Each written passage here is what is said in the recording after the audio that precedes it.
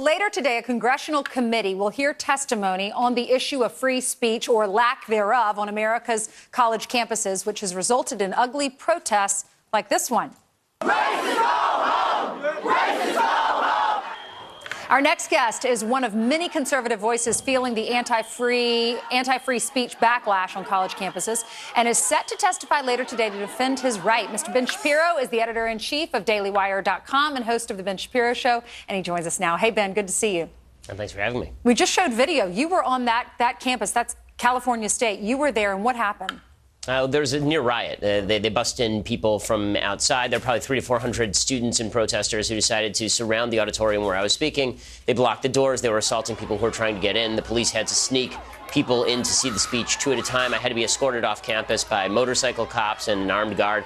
It was pretty amazing. I mean, this is in the center of Los Angeles, and this is an institution to which I pay taxes. I'm a California resident, so this sort of thing has become, unfortunately, not super uncommon on campuses. As most campuses are still safe for speakers, but there are a few that are not. And the reason you're in our D.C. bureau right now, you're going to testify in front of a congressional hearing. What do you plan to say?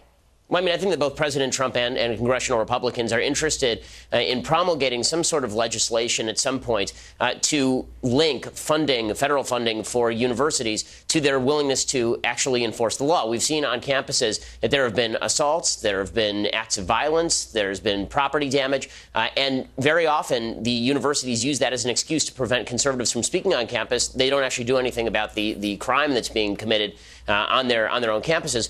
The philosophy of intersectionality that dominates the left leads to a sensitivity on the part of students that often results in violent activity against people with whom they disagree. And that really has to stop, or we're going to see a complete shutdown of free speech on campuses over time. Is there a danger in that, in shielding people that have different views?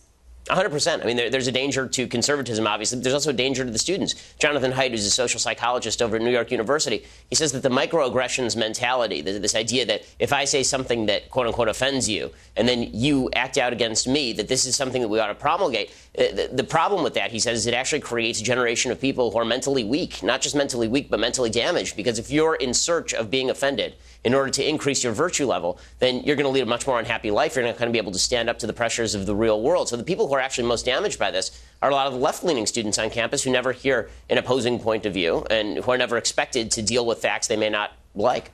Do we need to explore the ideology of these protesters, find out why exactly they're doing it? I think we do. I mean, I think we have to look at what exactly they're being told. What I've found is that very often it's professors and administrators who are telling students that if conservatives come into campus, they're not just conservatives, they're a member of the KKK, they're racists and sexists and bigots and homophobes, and that students' identity is being challenged, and therefore it is their obligation to protect the campuses from all of this. They have to create a safe space for each other. That ideology has to be looked at because it runs a little bit deeper than just we don't like conservatives and we want to keep them off campus. It actually runs into the chief philosophy of the overall left at certain points. All right, Ben Shapiro, you have a busy day today. Thanks for joining us. Thanks so much. Good luck. Thank you. Well, it sounds like it should be making headlines everywhere. A staffer who worked for Debbie Wasserman Schultz arrested as he